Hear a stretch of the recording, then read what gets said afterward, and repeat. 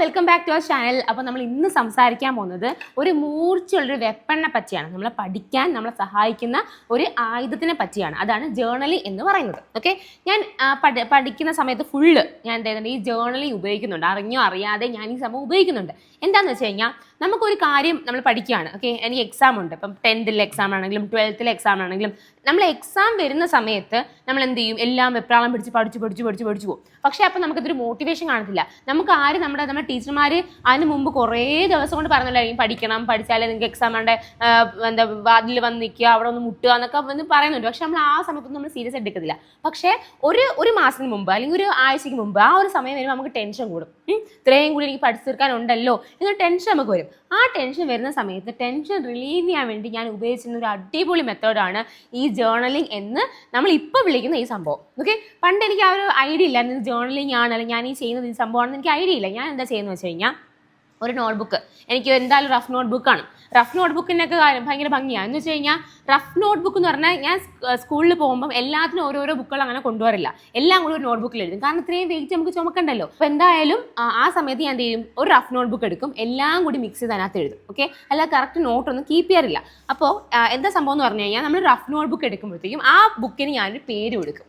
Okay, mighty, red rose, beautiful swan, അങ്ങനെ പല പേരുകളാണ്. നമുക്ക് വെറൈറ്റി ആയിട്ട് ഫീൽ ചെയ്യുന്ന കുറേ പേരുകൾ ഞാൻ കൊടുക്കുമായിരുന്നു. അങ്ങനെ കൊടുത്തിട്ട് ഇപ്പം എക്സാമ്പിൾ പറയുകയാണെങ്കിൽ റെഡ് റോസ് എടുക്കാം, നമുക്കല്ലേ കേൾക്കാൻ കൊള്ളാമല്ലോ, റെഡ് റോസ്. എന്നിട്ട് ആ പേര് മൈ റെഡ് റോസ് എന്ന് എഴുതിയിട്ട് റോസാപ്പൂവിൻ്റെ പടമൊക്കെ വരച്ച് ഫുള്ള് റെഡ് തീമായിരിക്കും. റെഡ് സ്കെച്ച് എടുത്ത് കളറൊക്കെ അടിച്ചിട്ട് ഫ്രണ്ട് പേജ് നല്ല ഭംഗിയായിരിക്കും. ഓക്കെ, എന്നിട്ട് ഞാൻ എന്ത് ചെയ്യുന്ന അറിയാമോ, നമ്മൾ എന്തെങ്കിലും സബ്ജക്റ്റൊക്കെ അവിടെ ഇവിടെയൊക്കെ ആയിട്ട് എഴുതും. അതിൻ്റെ കൂടെ ഞാൻ എന്ത് എഴുതി പോവും, ഞാൻ ഡയറി കണക്ക് കാര്യങ്ങൾ എഴുതിപ്പോകും. എന്ന് വെച്ച് കഴിഞ്ഞാൽ ഇന്നലെ സംഭവിച്ച കാര്യങ്ങളോ എന്തൊക്കെ നടന്നു എന്നുള്ള കാര്യമല്ല, എനിക്ക് എന്തൊക്കെ ഇനി ചെയ്യാനുണ്ട് എന്നുള്ള കാര്യങ്ങളാണ്. എന്ന് വെച്ച് കഴിഞ്ഞാൽ ഞാൻ to my dear red rose, tomorrow I need to get this much mark in this exam എന്ന് പറഞ്ഞ് എഴുതും. എന്നിട്ട് അതിനുവേണ്ടി ഞാൻ എന്തൊക്കെ പഠിക്കണം, ഞാൻ ഇന്ന് തിരിച്ച് വീട്ടിൽ പോയി കഴിഞ്ഞാൽ ഇതൊക്കെ ചെയ്യും എന്നൊരു ടൈം ടേബിൾ, ഞാൻ വീട്ടിൽ പോയി എന്തൊക്കെ ചെയ്യും എന്നുള്ള കാര്യങ്ങൾ ഞാനവിടെ എഴുതിയിടും. Okay, you should be with me എന്നൊക്കെ പറഞ്ഞ് ഭയങ്കര ഒരു കമ്പാനിയനെ കണക്ക്, ഒരു കൂട്ടുകാരിയെ കണക്കാണ് ഞാൻ ആ ബുക്കിനെ കണ്ടിരുന്നത്. ഓക്കെ, അപ്പോൾ എന്താ നിങ്ങൾക്ക് ചിലപ്പോൾ ഇത് കേൾക്കുമ്പോൾ അതിശോക്തി കണക്ക് തോന്നുമായിരിക്കും, പക്ഷേ സ്റ്റിൽ അത് ട്രൂ ആണ്. അങ്ങനെ എഴുതുമായിരുന്നു. അത് ആ ഒരു പ്രോസസ്സ് കണ്ടിന്യൂ ചെയ്ത് എൻ്റെ PSC പഠനത്തിന് അത് ഭയങ്കരമായിട്ട് യൂസ്ഡ് ആയിട്ടുണ്ട്. ഞാൻ നല്ലപോലെ ഉപയോഗിച്ചിട്ടുണ്ട്. കാരണം ഞാൻ അങ്ങനെ ഫാൻസി ബുക്കുകളൊന്നും വാങ്ങിക്കാറില്ല.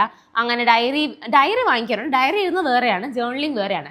ഇതെന്ന് പറഞ്ഞാൽ നമ്മുടെ ഈ റഫ് നോട്ട് ബുക്ക് തന്നെയാണ് എഴുതുന്നത്. അപ്പോൾ എന്തെങ്കിലും നമുക്ക് മൈൻഡ് ശരിയല്ല, ഫുള്ള് നെഗറ്റീവ് അടിച്ചിട്ടിരിക്കുകയാണ്, അല്ലെങ്കിൽ മൊത്തത്തിലൊരു എന്തൊക്കെയോ പ്രശ്നങ്ങളുണ്ട്, എൻ്റെ പഠനം ഒന്നും ശരിയാവുന്നില്ല, എനിക്ക് പറ്റുന്നില്ല, എനിക്ക് എന്നെ കൊണ്ട് സാധിക്കുന്ന കാര്യമല്ല എന്നൊക്കെ പറഞ്ഞ് നമ്മൾ ഭയങ്കരമായിട്ട് ഡൗൺ ആവുന്ന സമയത്ത് നമ്മളെ കൂടെ ആരും കാണത്തില്ല, ഫ്രണ്ട്സ് കാണത്തില്ല, അല്ലെങ്കിൽ ഫാമിലി കാണത്തില്ല, ആർക്കും ഷെയർ ചെയ്യാൻ പറ്റത്തില്ല, നമ്മൾ ഒറ്റയ്ക്കായിരിക്കും.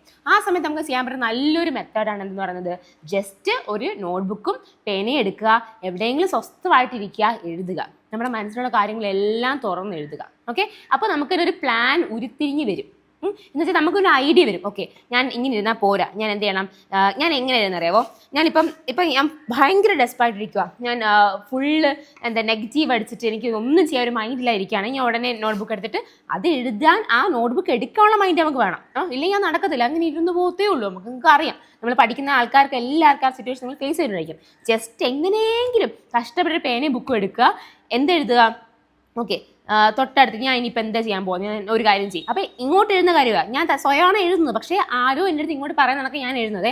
ഒരു കാര്യം ചെയ്യും, പെട്ടെന്ന് പോയി അതാണ്ട് ഈ റൂം അങ്ങ് ഒതുക്കും, ഫുൾ ആ ടേബിൾ മൊത്തം അഴുക്കായി കിടക്കുകയാണ്, ആ ടേബിൾ ഒന്ന് അടുക്കി പറക്കി വെച്ചേ എന്ന് പറഞ്ഞ് എഴുതും. എന്നിട്ട് ഞാൻ എന്ത് ചെയ്യും, അതവിടെ സ്റ്റോപ്പ് ചെയ്യും. അപ്പോൾ ഈ ഉടനെ പോയി അത് ചെയ്തിട്ട് വന്നിട്ട് ഇത് ടിക്ക് ചെയ്യും. മനസ്സിലായോ? അപ്പോൾ എന്താ, നമ്മളൊരു കാര്യങ്ങൾ ചെയ്ത് തുടങ്ങിയാൽ പിന്നെ നമ്മൾ അങ്ങ് ആ ഒരു ഫ്ലോയിൽ പൊക്കോളും. പിന്നെ നമുക്ക് ചിലപ്പം ബുക്ക് തന്നെ വേണം എന്ന് വരത്തില്ല.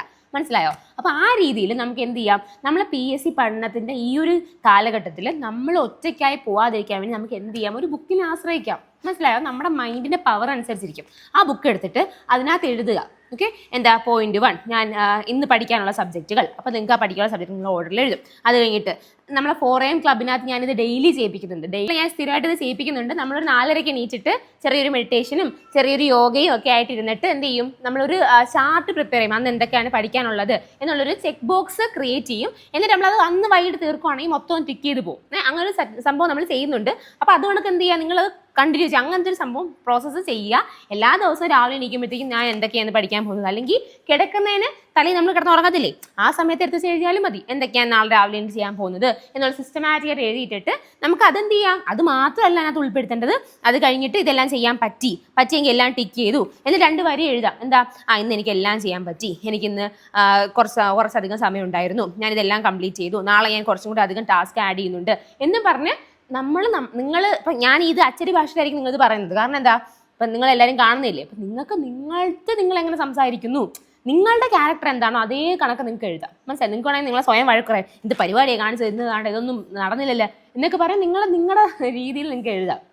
Okay, feel free. നിങ്ങളുടെ ഒരു കൂട്ടുകാരൻ അല്ലെങ്കിൽ ഒരു കൂട്ടുകാരി, നിങ്ങളൊരു സഹപാഠി, നിങ്ങൾ തൊട്ടടുത്തിരിക്കുന്ന ഒരാൾ എന്ന രീതിയിൽ ആ ബുക്കിനെ ട്രീറ്റ് ചെയ്യുക. എനിക്ക് ഇഷ്ടം പോലെ ബുക്കുകൾ എഴുതി കാരണം അതിനകത്ത് നമ്മൾ എല്ലാം എഴുതും, എല്ലാ ചപ്പചവറും എഴുതും. ആ ഒന്നും തിരിച്ച് വായിക്കാനൊന്നും നിൽക്കേണ്ട. മനസ്സിലായി? നമ്മൾ ഒന്നും കൂടി എടുത്ത് വായിക്കാനോ മെമ്മറി ക്രിയേറ്റ് ചെയ്യാനോ വേണ്ടൊന്നും അല്ല. വെറുതെ എഴുതുക കളയുക ആ ഒരു സംഭവമാണ്. അതുകൊണ്ട് തന്നെ നമുക്ക് റിവൈസ് ചെയ്യാൻ കുറച്ചും എളുപ്പമായിരിക്കും. നമ്മൾ ഈ എഴുതി വിടുന്ന എല്ലാം ടോപ്പിക്കുകളായിരിക്കുമല്ലോ, നമ്മൾ കംപ്ലീറ്റ് ചെയ്ത ടോപ്പിക്കുകളായിരിക്കുമല്ലോ. ആ ടോപ്പിക്കുകൾ നമ്മൾ എന്ത് ചെയ്യുക, ഒരാഴ്ച കഴിഞ്ഞിട്ട് മൊത്തം എടുത്ത് നോക്കുമ്പോഴേ നമുക്ക് മനസ്സിലാവും ഇത്രയും ടോപ്പിക്കുകളാണ് ഉള്ളത്. അപ്പം നമുക്ക് എന്ത് ചെയ്യാം, ഒന്നും കൂടി റിവൈസ് ചെയ്ത് പോകാൻ പറ്റും. അല്ലെങ്കിൽ ഇതിനകത്ത് നമ്മൾ ചിലപ്പോൾ മെൻഷൻ ചെയ്തിട്ടുണ്ടായിരിക്കും എനിക്ക് ഇത് ഇച്ചിരി പാടാണ്, ഇതൊന്നും കൂടി ഒന്ന് റിവൈസ് ചെയ്യണം. അപ്പം നമ്മൾ എന്ത് ചെയ്യുക, ഒന്നും കൂടി റിവൈസ് ചെയ്യും. അങ്ങനെ നമുക്ക് പല രീതിയിൽ നിങ്ങളുടേതായ രീതിയിൽ നിങ്ങൾക്ക് അതിനെ മാറ്റിയെടുത്ത് കൊണ്ടുവരാൻ പറ്റും. മനസ്സിലായോ? പിന്നെ എൻ്റെ ഈ ബുക്ക് കാണുമ്പോൾ നിങ്ങൾ വിചാരിക്കും ഇതിനകത്ത് ഇതെന്ന് പറഞ്ഞാൽ എൻ്റെ സെക്കൻഡ് ബുക്കാണ്, ഈ വർഷത്തെ 2ാമത്തെ ബുക്കാണ്. ഈ 1ാമത്തെ ബുക്ക് കണ്ടാൽ അത് പപ്പടക്കൊട്ടാണൊക്കെയാണ്, ഒരുപാട് പേപ്പറൊക്കെ ഇങ്ങനെ ബൾക്കായിട്ടിരിക്കുക. ഇതിപ്പം ഇത്ര എത്തിയിട്ടേ ഉള്ളൂ, ഇടം വരെ എത്തിയിട്ടേ ഉള്ളൂ. മനസ്സിലായോ? അതുകൊണ്ട് ഇങ്ങോട്ട് നല്ല ക്ലീൻ ആയിട്ടിരിക്കുന്ന അതുകൊണ്ടാണ്, ഇച്ചിരി വൃത്തിയായിട്ടുള്ള ഇരിക്കുന്ന അതുകൊണ്ടാണ്. ഇനി എനിക്ക് ഇവിടെ നിന്നിട്ട് എഴുതാനുണ്ട്. മനസ്സിലായോ? അപ്പം നമ്മൾ ചെയ്യുമ്പം ഞാൻ ഇത് കറക്റ്റ് ഓർഡർ ഒന്നുമില്ല മക്കളെ. എന്ന് വെച്ച് കഴിഞ്ഞാൽ ഇത് കറക്റ്റ് ഇത് തന്നെ എഴുതണം അങ്ങനെയൊന്നുമില്ല. ഞാൻ Day 1 2/2/2026 എന്നൊക്കെ പറഞ്ഞ് എഴുതിയിട്ട് ഞാൻ ചെയ്യാനുള്ള കാര്യങ്ങളും എന്തെങ്കിലുമൊക്കെ എഴുതും. ചിലപ്പോൾ നമ്മൾ മറന്നു 2 ദിവസത്തേക്ക്, അത് കുഴപ്പമില്ല. ആ ഗ്യാപ്പ് വരുമ്പോൾ നമുക്കറിയാമല്ലോ, എഴുതുമ്പം ഡേറ്റ് ഇട്ട് എഴുതുക, അത്രയുള്ളൂ ഇമ്പോർട്ടൻറ്റ്. ഓക്കെ, ഇത് ഞാൻ എൻ്റെതായ രീതിയിൽ നിങ്ങൾക്ക് പറഞ്ഞു തരികയാണ്. നിങ്ങൾ ഇഷ്ടമുള്ള രീതിയിൽ മാറ്റിയെടുത്ത് ഉപയോഗിക്കാം. പ്രത്യേകിച്ച് ഇതിന് ഹെഡിങ്ങോ അല്ലെങ്കിൽ ഇതിങ്ങനെയാണെന്നോ അങ്ങനെ ഒന്നുമില്ല. നമ്മുടെ മൈൻഡിൽ വരുന്ന കാര്യങ്ങളെല്ലാം ഫ്രീ ആയിട്ട് എക്സ്പ്രസ് ചെയ്യാൻ വരുന്ന ഒരു സ്ഥലം, അത്രയേ ഉള്ളൂ ഈ സംഭവം. ക്ലിയർ ആണല്ലോ? അപ്പോൾ നിങ്ങൾ ട്രൈ ചെയ്യുക, ഒരു നോട്ട്ബുക്ക് വാങ്ങിക്കുക. നിങ്ങൾക്ക് ഇനി ജേർണലിങ്ങിനെ കുറിച്ച് കൂടുതൽ ഡീറ്റെയിൽസ് ആയിട്ട് ഞാനൊരു സിസ്റ്റമാറ്റിക് ആയിട്ടൊരു ക്ലാസ് എടുത്തു തരാം. എങ്ങനെയാണ് നമ്മളതിനെ സയൻറ്റിഫിക്കലി നമ്മളതെങ്ങനെ ഹെൽപ്പ് ചെയ്യുന്നു എന്നുള്ള കാര്യം ഞാൻ പറഞ്ഞുതരാം. ഓക്കെ, അപ്പം നിങ്ങൾക്ക് കുറച്ചും കൂടി അത് കണക്റ്റ് ആവും. എങ്ങനെ ഞാൻ എന്തുകൊണ്ട് ഇത് ചെയ്യണം എന്നൊരു ഐഡിയ നിങ്ങൾക്ക് വരും. അല്ലെങ്കിൽ എങ്ങനെ ചെയ്യണം, ചില ആൾക്കാർക്ക് ഇത് ഇപ്പം തന്നെ കിട്ടും, ഇതാണ് എന്ന് പറഞ്ഞാൽ അവർ നാളെ തൊട്ട് തന്നെ ചെയ്യാൻ തുടങ്ങും. ചില ആൾക്കാർക്ക് ഒരു ക്ലാരിറ്റി കാണും, പക്ഷേ അങ്ങോട്ട് കിട്ടിയില്ല എന്നൊരു സിറ്റുവേഷൻ കാണും. ഞാൻ കുറച്ചും കൂടി ഡീറ്റെയിൽ ആയിട്ട് ഒരു വീഡിയോ ഇട്ടിട്ട് നിങ്ങൾക്ക് പറഞ്ഞുതരാം സയൻറ്റിഫിക്കലി നമ്മൾ എങ്ങനെയാണ് ചെയ്യേണ്ടത്, സിസ്റ്റമാറ്റിക്കലി എന്തൊക്കെ എഴുതണം എന്നുള്ള രീതിയിൽ ഞാൻ പറഞ്ഞുതരാം. അല്ലാതെ ഇത് ഇങ്ങനെ സംഭവം തുടങ്ങാം എന്ന് വിചാരിക്കുന്നവർ ഇപ്പം തന്നെ തുടങ്ങിക്കോ. ഒരു നോട്ട്ബുക്ക്, ഒരു വെറുതെ ഏതെങ്കിലും നോട്ട്ബുക്ക് എടുക്കുക, നിങ്ങൾക്ക് പേജുള്ള ഏതെങ്കിലും നോട്ട്ബുക്ക് എടുക്കുക, എടുത്തിട്ട് അതങ്ങ് തുടങ്ങുക.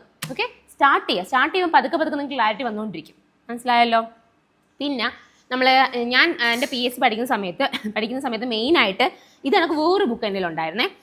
ആ ബുക്ക് നല്ല രസമാണ്. എന്ന് വെച്ച് കഴിഞ്ഞാൽ ഇത് രസം ഇൻ ദ സെൻസ് ഞാൻ വാങ്ങിക്കുന്ന സമയത്ത് അത് ഭംഗിയാണ് അല്ലെങ്കിൽ അത് ഭയങ്കര കോസ്റ്റ്ലിയാണ്, അങ്ങനെയല്ല. നമ്മൾ ചെയ്ത് അവസാനം വരുമ്പോഴാണ് അതിൻ്റെ ഭംഗി അറിയുന്നത്.